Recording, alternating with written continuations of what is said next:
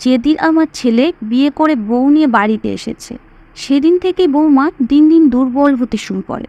টেনশনে পড়ে ডক্টরের কাছে নিয়ে গিয়ে টেস্ট করালে টেস্টের রিপোর্ট ঠিকই ছিল। বুঝতে পারছি না কেন বৌমা দিন দিন দুর্বল হয়ে পড়ছে। আমি বৌমাকে নামকরা তান্ত্রিক বাবার কাছে নিয়ে যেতে লাগলাম। আমার মনে হচ্ছিল বৌমার উপর কিছু ভর করেছে অথবা কেউ ক্ষতি করছে, কিন্তু এতেও কোনো ফল পাওয়া গেল না। বৌমার অবস্থার কোনো উন্নতিই হচ্ছিল না। কারণ আমার ছেলে, আমার নাম নুন, আমার একটাই ছেলে, আর আমরা মধ্যবিত্ত পরিবারের। আমি দিনরাত পরিশ্রম করে ছেলেকে পড়াশুনো করিয়েছি। পড়াশুনো শেষ করে ছেলে ব্যবসা শুরু করে, কিন্তু সে শত চেষ্টা করেও কোনো ব্যবসায় বেশি দিন টিকাতে পারেনি। এখন তো আমিও হতাশ হয়ে পড়েছি, আর ছেলে দিনরাত মন খারাপ করে থাকতো। আমি তাকে বুঝিয়ে বললাম, বীর, এভাবে সাহস হারাস না, ভগবানের প্রতি বিশ্বাস রাখ। একদিন তিনি অবশ্যই তোর পরিশ্রমের ফল দেবেন। আমার কথা মেনে নিয়ে ছেলে নিরন্তর পরিশ্রম করে যাচ্ছিল। একদিন আমি বোনের বাড়ি যাওয়ার সময় একটা নির্জন জায়গা দিয়ে যাচ্ছিলাম। জায়গাটা এতই নির্জন যে কোথাও কেউ চোখে পড়ছিল না। হঠাৎ আমার বুক কেঁপে উঠল, কারণ আমি সেখানে কারো কান্নার আওয়াজ শুনতে পেলাম। এদিক ওদিক তাকিয়ে দেখলাম একটা 18-19 বছর বয়সী মেয়ে হাঁটুর মধ্যে মুখ লুকিয়ে হাউমাউ করে কাঁদছে। মনটা ভয়ে কেঁপে উঠল, কারণ এত নির্জন জায়গায় একা একটা যুবতী মেয়ে কি করছে। প্রথমে ভাবলাম পাগল হতে পারে, কিন্তু তবুও মনুষ্যত্বের কারণে তার কাছে গেলাম। এই নির্জন জায়গায় তাকে একা রেখে যেতে মন চাইছে না। আমি তার কাছে গিয়ে বললাম, এই সময় এত নির্জন জায়গা তুমি কি করছো? আমার কথা মেয়েটা মুখ তুলে দেখে আবার জোরে জোরে কাঁদতে লাগলো। খুব মিষ্টি আর নিষ্পাপ একটা মেয়ে। আমি ওকে শান্ত করার চেষ্টা করে ওর এই অবস্থার কারণ জিজ্ঞেস করতে লাগলাম। মেয়েটার উপর আমার খুব করুণা হচ্ছিল, কারণ রাতে এই সময় এমন নির্জন জায়গায় একা বসে থাকা বিপজ্জনক। আমি তাকে তার বাড়ির লোকের কথা জিজ্ঞেস করলে সে কাঁদতে কাঁদতে বলল, আমার নাম বিনু, আর আমার বাড়ি দূরে একটা গ্রামে। বাবা মা আমাকে বাড়ি থেকে বের করে দিয়েছে। আমি হতবাক হয়ে জিজ্ঞেস করলাম, বাবা মা তোমাকে বাড়ি থেকে বের করে দিলেন কেন? আমার কথা শুনে সে আরও কাঁদতে লাগলো এবং বলল, বাবা মা একজন বৃদ্ধের সাথে আমার বিয়ে দিতে চান। বাবা সেই বৃদ্ধের কাছ থেকেই ঋণ নিয়েছিলেন, যার বিনিময়ে তিনি আমাকে তার হাতে তুলে দিতে চান। আমি বাবা মায়ের পা ধরে বলেছিলাম যে আমাকে এই নরকে ফেলে দিও না। আমি কখনো খুশি হতে পারবো না। এর থেকে ভালো হয় তোমরা আমাকে মেরে ফেলো। কিন্তু তারা আমার কোনো কথাই শোনেনি। আমার চোখে জল দেখেও তাদের করুণা হয়নি। আমি যখন তাদের কথা না শুনে সে বুড়োকে কোনো মতে বিয়ে করব না বললাম, তখন তারা আমাকে বাড়ি থেকে বের করে দেন। মেয়েটির নিজের উপর হওয়া অত্যাচার এবং দুঃখের কথা আমাকে শোনাচ্ছিল, আর হিচকি তুলে তুলে কাঁদছিল। আমি তাকে বুকে জড়িয়ে ধরে সান্ত্বনা দিয়ে বললাম, মা, ভগবান তোমার বাবা মাকে শুভ বুদ্ধি দিক। আমার সাথে চলো, আমি তোমার বাবা মায়ের কাছে গিয়ে তাদেরকে বোঝাবো সবসময় মানুষের একরকম যায় না। তাই নিজের মেয়েকে বলি না দিয়ে অন্য কোনো উপায় খুঁজে বের করুন। আর যুবতী মেয়েকে এভাবে ঘর থেকে বের করে দেওয়া কোনো সমাধান না, বরং বিপদকে নিমন্ত্রণ জানানো। আর অনেক রাত হয়ে গেছে, তাই সেই সময় আমি ওকে ওর বাড়িতে নিয়ে যেতে পারলাম না। পিনুর হাত ধরে ওকে আমার বোনের বাড়িতে নিয়ে এলাম। বোন ওর কথা জিজ্ঞেস করলে আমি পিনুর সব কথা খুলে বললাম। আমার বোন মেয়েটির দিকে করুণার চোখে তাকিয়ে বলল, আমি বিশ্বাস করতে পারছি না যে আজকের দিনও পৃথিবীতে এমন বাবা মা আছে যারা তাদের যুবতী মেয়েকে রাতের বেলা বাড়ি থেকে বের করে দেয়। তারা নিজের সম্মানের কথাও চিন্তা করে না। আমরা সারা রাত বোনের বাড়িতেই কাটালাম। পরের দিন সকালে আমি তাকে তার দেওয়া ঠিকানায় নিয়ে গিয়ে দরজায় নক করলাম। দরজায় একটা যুবক ছিঁড়ে পড়ল। পিনু তাকে দেখা মাত্রই আমার পিছনে লুকিয়ে পড়ল। আমি পিনুকে জিজ্ঞেস করলাম, এই ছেলেটা কি তোমার ভাই? ও মাথা নেড়ে বলল, আমি একে চিনি না। এরপর পিনু ছেলেটির দিকে এগিয়ে গিয়ে তার বাবা মায়ের কথা জিজ্ঞেস করলো। ছেলেটি আমাদের জানালো যে গতকালই আমাদের কাছে বাড়ি বিক্রি করে তারা গ্রাম ছেড়ে চলে গেছে। এখন থেকে এই বাড়িটা আমাদের। ছেলেটির কথা শুনে পিনুর মনে দুঃখ ফুটে উঠল, আর ওর চোখ থেকে জল পড়তে লাগলো। আমিও ভাগ্যের এই করুণ পরিণতি দেখে অবাক হলাম। ভগবান যে কি চান কিছুই বুঝতে পারছি না। এত মিষ্টি একটা মেয়ের সাথে এমন কাজ কেউ কিভাবে করতে পারে? মনে মনে পিনুর বাবা মায়ের নোংরা চিন্তা ভাবনায় অবাক হয়ে গেলাম। আমি ওকে আমার বাড়িতে নিয়ে এসেছি। ওকে এভাবে অসহায় রেখে যেতে পারলাম না। ওকে বাড়িতে নিয়ে আসাটা আমার ছেলে বীর মেনে নিতে পারেনি। সে অবাক হয়ে আমার কাছে পিনু সম্পর্কে প্রশ্ন করলে আমি তাকে বললাম, আপাতত মেয়েটি আমাদের সাথেই থাকবে। আমার মুখ থেকে এ কথা শুনে রাগ প্রকাশ করে ও নিজের ঘরে চলে গেল। আমাদের বাড়ি খুব একটা বড় না। আমি পিনুকে আমার রুমে বসিয়ে বীরের রুমে গিয়ে দেখলাম বীর তার জিনিসপত্র রাগে উল্টোপাল্টা করছে। আমি মনে মনে দীর্ঘশ্বাস ফেললাম। আমি জানতাম বীর মেয়েদের পছন্দ করে না। সে সবসময় মেয়েদের থেকে দূরে থাকে। বীরের কাছে বসে তাকে বোঝাতে শুরু করি যে, বাবা তুই এমন করছিস কেন? আমার কথা শুনে বীর বলল, মা কে এই মেয়ে, আর কেন তুমি একে বাড়িতে নিয়ে এলে? আমি ওর কথা শুনে বললাম, বাবা ও একটা নিঃস্ব আর অসহায় মেয়ে, ওর বাবা মা নেই, তাই ওকে এখানে নিয়ে এসেছি। আমার কথা শুনে বীর উঠে চলে যেতে চাইলে আমি ওর হাতটা ধরলাম। ও বলল, মা তুমি খুব সরল, এই পৃথিবীতে কত রকম প্রতারক আছে তুমি কি তা জানো? এই মেয়েটাও যদি প্রতারক হয় তখন আমরা কোথায় যাব, কি করব? আমাদের অবস্থা এমনিতেই খারাপ, সংসার চালাতে কত পরিশ্রম করতে হয়। এই অবস্থায় মাথায় একটা নতুন সমস্যা নিয়ে এলে। আমি নতুন করে কোনো সমস্যায় পড়তে চাই না। আমি তাকে বুঝিয়ে বললাম, বাবা এই মেয়েটা খুব নিষ্পাপ, চেহারা দেখে তাকে মোটেও প্রতারকের মতো মনে হয় না। আর কিছু খারাপ হলে তখন দেখা যাবে, ভগবান আমাদের সাথে আছে। ছেলে তখনও রাজি হচ্ছিল না। তারপরে আমি তাকে আমার মাথা দিব্যি দিলে সে পিনুকে বাড়িতে থাকতে দিতে রাজি হলো। এখন আমি কিছুটা স্বস্তি পেলাম। অন্তত মেয়েটার একটা ব্যবস্থা হলো। যদিও অসহায় হয়ে রাস্তায় রাস্তায় ঘুরে বেড়াতো, তাহলে ওর জন্য সেটা মোটেও ভালো হতো না। এখনকার সময় মানুষ নয়, রাস্তায় রাস্তায় কুকুর ঘুরে বেড়ায়, যারা একাকী মেয়েকে পেলে ছিঁড়ে খেতে প্রস্তুত। এই অবস্থায় আমি কিভাবে তাকে রাস্তায় একা রেখে যেতে পারি? কিন্তু কথায় বলে না, ভাগ্য কখন কোন দিকে মন নেয় তা বলা মুশকিল। আস্তে আস্তে সময় কাটতে লাগলো। পিনুর এখানে আসা 3 মাস হয়ে গেছে। সে আমাকে আমার কাজে সাহায্য করত এবং আমার খুব সেবা যত্ন করত। মনে হতো যেন ভগবান আমাকে একটা মেয়ে দিয়েছে। পিনু আমাকে কোনো কাজে হাত লাগাতে দিত না, আমার খুব যত্ন নিত, আর রাতে আমার পাও টিপে দিত। সে বলতো, তুমি যদি আমাকে না রাখতে তাহলে আমি কোথায় যেতাম? তুমি আমার সব কিছু, আমি যতই তোমার সেবা করি ততই কম। সে আমার এত যত্ন করত যে মাঝে মাঝে আমার নিজেকে গর্বিত মনে হতো। জানি না কি এমন পূর্ণ করেছি যে ভগবান আমাকে পিনুর মতো একটা মেয়ে দিয়েছেন। পিনু আমার বাড়িতে খুব খুশি। ওকে খুশি দেখে আমিও খুশি। কিন্তু আমার চিন্তা আমার ছেলে বীরকে নিয়ে। এখন পিনুকে সে আগের মতো অপছন্দ করে না, কিন্তু তবুও পিনু ওর সামনে পড়া থেকে নিজেকে বাঁচিয়ে চলত। খুব জরুরি কাজ থাকলে তবে সে তার সামনে যেত, নইলে বীর বাড়িতে আসার সাথে সাথেই সে এদিকে সেদিকে ঘুরে বেড়াতো। বীরের ভয় ওর মন থেকে দূর করার অনেক চেষ্টা করেছি। বীর খুব ভালো ছেলে, কিন্তু জানি না পিনুর কি হয়েছিল যে সে সবসময় বীরকে এড়িয়ে চলত। পিনুর এখানে আসার পর থেকে একটা জিনিস লক্ষ্য করেছি যে বীরের এখন আর পিনুকে খারাপ লাগে না। আমি বীরের চোখে পিনুর প্রতি ভালোবাসা দেখলাম। যদিও আমার ছেলে মেয়েদের থেকে সবসময় দূরেই থাকতো, ছেলে বিয়ে করবে কিনা এটা নিয়ে আমি ভয়েই থাকতাম। ও আমার একমাত্র ছেলে, ও বিয়ে না করলে আমার পুরো বংশ ধ্বংস হয়ে যাবে। বীরের চোখে পিনুর প্রতি ভালোবাসা দেখে ভাবলাম বীরের রাস্তায় আনার এটা একটা ভালো সুযোগ। কিন্তু বীরের সাথে সরাসরি কথা বলতে পারছি না। বীরের মনের অবস্থা জানতে আমি পাড়ার এক ঘটককে পিনুর জন্য সম্বন্ধ আনতে বললাম। আমার কথায় তিনি পিনুর জন্য সম্বন্ধ নিয়ে বাড়িতে আসেন। তাদের পিনুকে এত পছন্দ হয় যে তারা তক্ষুনি বিয়ে পাকা করতে চাইছিল। আমি তাদেরকে থামিয়ে পরের সপ্তাহে আসতে বললাম। আমি মনে মনে ভেবে নিয়েছি যে বীরকে পিনুর সম্বন্ধের কথা বললে সে কিছু না কিছু করবে, আর তখন আমি জানতে পারবো যে বীরের মনে কি চলছে। সন্ধ্যায় বীর বাড়িতে এলে আমি ওকে বললাম যে আমি পিনুর সম্বন্ধ ঠিক করে ফেলেছি, পরের সপ্তাহে পাকা কথা বলে দিন তারিখ ঠিক করব। আমার কথা শুনে বীরের মুখ রাগে লাল হয়ে গেল। তারপরে ও বলল, মা তুমি আমাকে না জিজ্ঞেস করে পিনুর বিয়ে ঠিক করলে কিভাবে?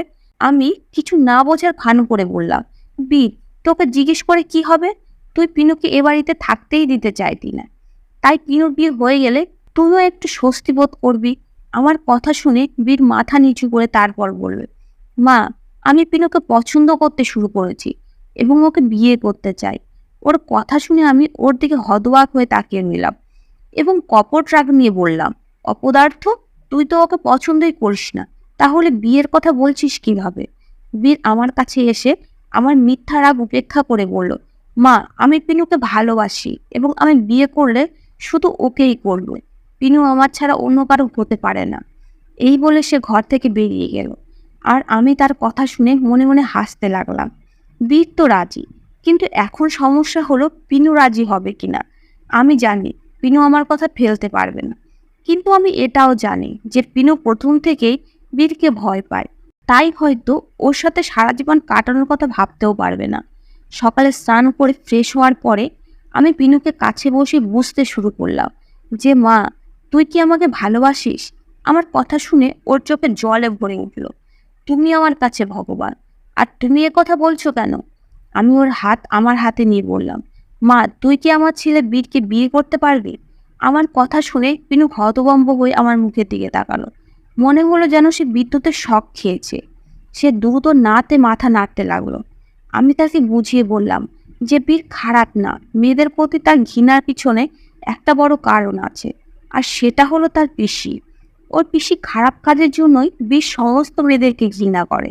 ওর পিসি একটা খুব বড় কেলেঙ্কারি করেছিল, যার কারণে ও পিসির সাথে এই পরিবারের সমস্ত সম্পর্ক শেষ হয়ে যায়। ঠিক এই কারণেই বীর মেয়েদের পছন্দ করে না, তাদের থেকে দূরে দূরে থাকে। আমার কথায় পিনুর মন কিছুটা শান্ত হয়, কিন্তু তবুও ও ভয়ে ভয়ে ছিল। পিনুকে আমি কথা দিলাম যে আমি তোর প্রতি কখনো কোনো অন্যায় হতে দেব না। আমার ছেলে আর আগের মতো নেই। এখন তুই নিজেই বুঝতে পেরেছিস যে বীর অনেক বদলে গেছে, আর সে তোকে ভালোবাসতে শুরু করেছে।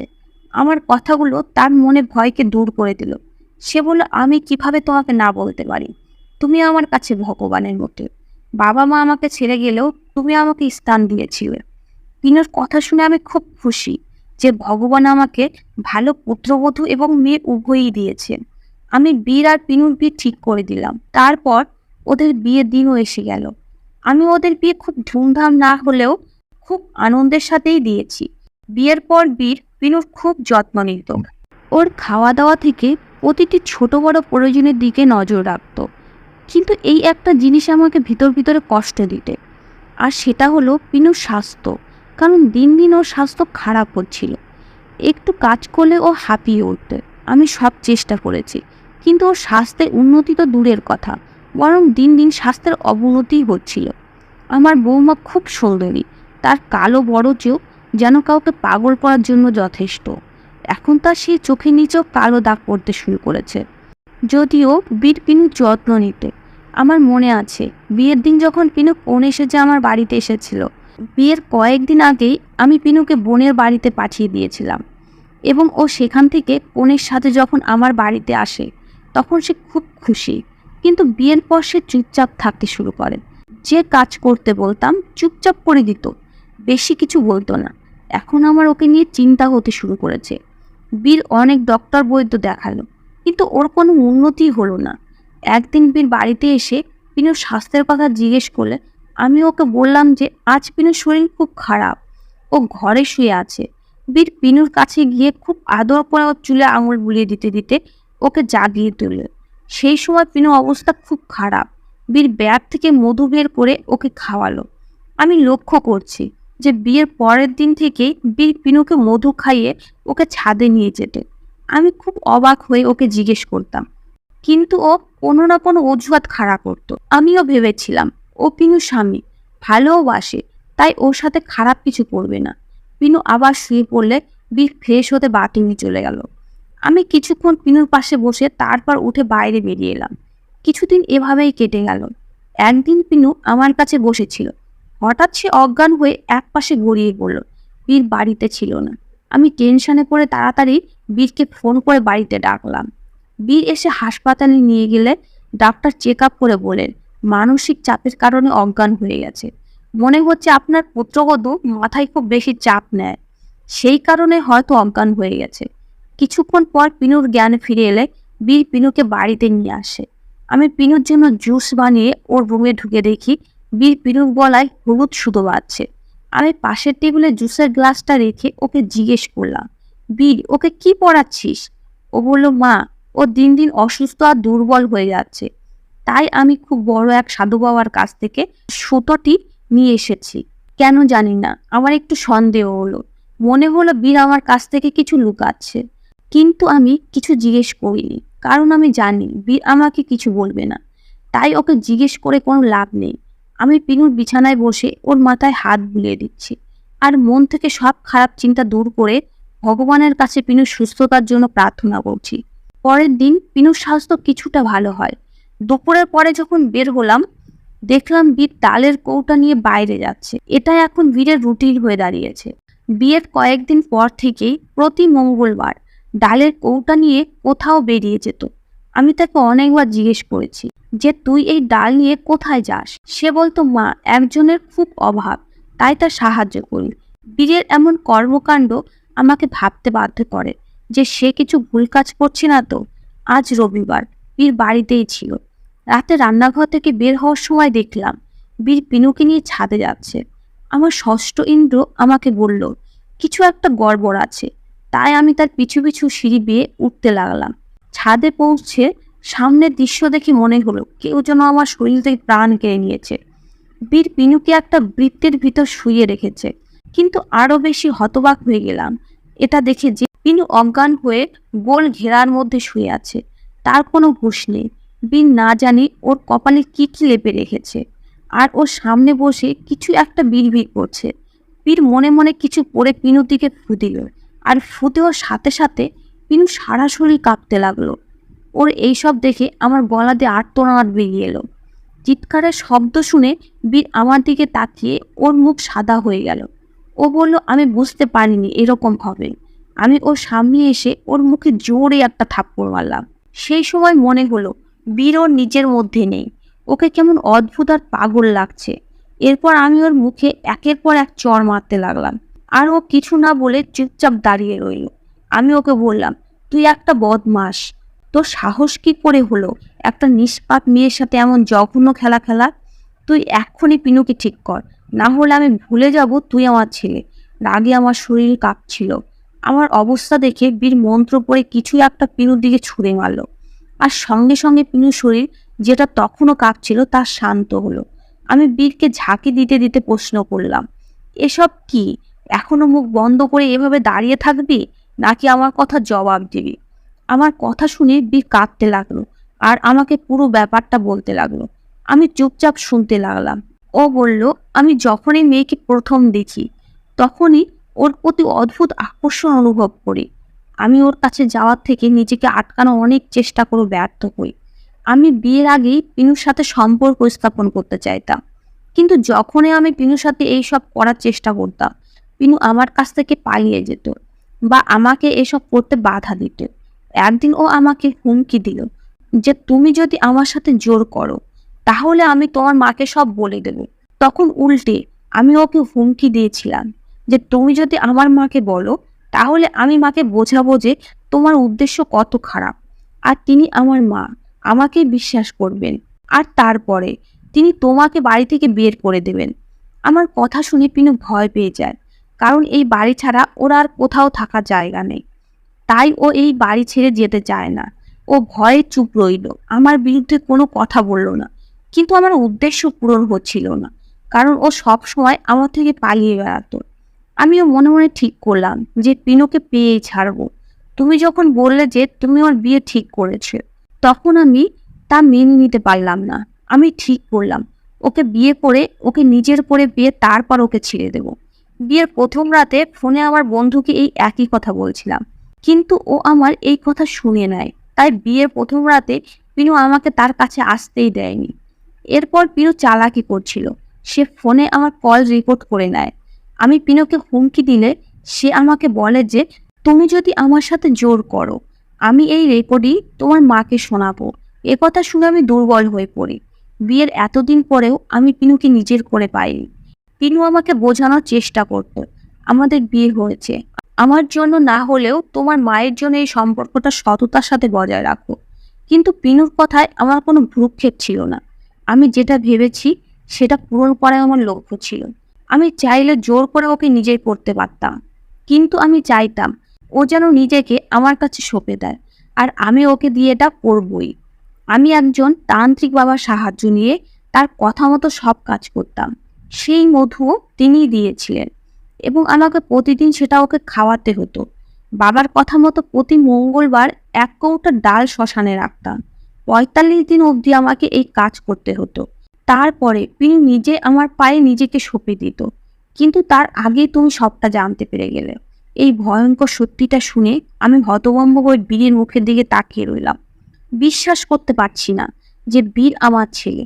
জানি না কি পাপ করেছি যে ভগবান আমাকে ওর মতো সন্তান দিয়েছেন। এর থেকে ভালো হতো আমি নিঃসন্তান থাকতাম। আমি আবার বীরের গালে জোরে জোরে থাপ্পড় মেরে বললাম, নির্লজ্জ, তোর লজ্জা করে না যে অসহায় মেয়েটিকে তোর মা নিজের মেয়ে করে তোর হাতে তুলে দিয়েছিল, তুই সেই মেয়েরই জীবন নষ্ট করতে উঠে পড়ে লেগেছিস? আমি তোকে কখনো ক্ষমা করতে পারবো না। আরে এমন বৌমা আর বউ মানুষ ভাগ্য করেই পায়। সে নীরবে কষ্ট পেতে থাকে কিন্তু কখনো মুখ খোলেনি। সে তোকে লাইনে আনার চেষ্টা করতে থাকে আর তুই তাকে নষ্ট করতে থাকিস। এখন পিনু কিছুটা জ্ঞান ফিরতে শুরু করেছে।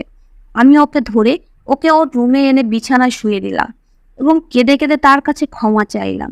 ও বুঝতে পেরেছে আমি সত্যিটা জানতে পেরে গেছি, তাই সেও আমার গলা জড়িয়ে ধরে কাঁদতে লাগলো। আমি বললাম, মা আমাকে ক্ষমা করে দে মা, আমি তোর সাথে অনেক বড় অন্যায় করেছি, আমি তোর কাছে অপরাধী। ও আমার হাত দুটো ধরে কাঁদতে কাঁদতে বলল, না মা, তুমি কোনো অন্যায় করনি, এ সবই আমার ভাগ্য। তুমি আমার সাথে যা করেছো তা তো আমার ভালোর জন্যই করেছো, তোমার কোনো দোষ নেই। আমার ভাগ্যে না আছে বাবা মায়ের ভালোবাসা, না আছে স্বামীর ভালোবাসা, কিন্তু ভগবান আমাকে তোমার মতো মা দিয়েছেন আর আমি তোমাকে হারাতে চাইনি, তাই আমি বিয়ের সব অত্যাচার সহ্য করেছি। আমি আশা করেছিলাম যে বীর হয়তো সঠিক পথে আসবে। আমি বীরের কাছে গিয়ে ওর হাত ধরে ভগবানের সামনে দাঁড় করিয়ে বললাম, বীর, তোকে ভগবানের দিব্যি, তুই এক্ষুনি আমার বাড়ি থেকে বেরিয়ে যা। যেদিন তোর মনে হবে তুই আমার বৌমার যোগ্য হয়েছিস, সেদিন তোর জন্য বাড়ির দরজা খোলা। কিন্তু ভগবানের নামে শপথ করে বলছি, তুই যদি এই বাড়িতে খারাপ চিন্তা নিয়ে আসিস তাহলে যেন তোর উপরে ভগবানের অভিশাপ নেমে আসে। নিজেকে পিনু যোগ্য তৈরি না করা পর্যন্ত এই বাড়িতে পা দিবি না। বীর মাথা নিচু করে বাড়ি থেকে বেরিয়ে গেছে। এখন আমি আর আমার মেয়ে পিনু, আমরা মা মেয়ে এই বাড়িতেই আছি। পিনু এখন একটা চাকরি জোগাড় করে নিয়েছে। ধীরে ধীরে তার শরীরও ভালো হতে শুরু করেছে। আমরা দুজনে একে অপরের সাথে খুব খুশি। মাঝে মাঝে ভাবি বীর ফিরে আসবে। হৃদয় কোনো এক কোণ থেকে আওয়াজ আসে, সে আমারই ছেলে এবং আমার লালন পালন এতটাও খারাপ না যে বীরকে সঠিক পথে আনতে পারবে না। একদিন না একদিন বীর অবশ্যই ফিরে আসবে এবং আমার পিনুর জীবন সুখে ভরে দিবে। আমি ভগবানের উপর পূর্ণ বিশ্বাস রেখে সেই দিনের অপেক্ষায় বসে আছি, যেদিন বীর একজন ভালো স্বামী এবং ভালো ছেলে হয়ে বাড়িতে প্রবেশ করবে। বন্ধুরা, ভিডিওটি কেমন লাগলো কমেন্ট করে অবশ্যই জানাবেন। ধন্যবাদ বন্ধুরা।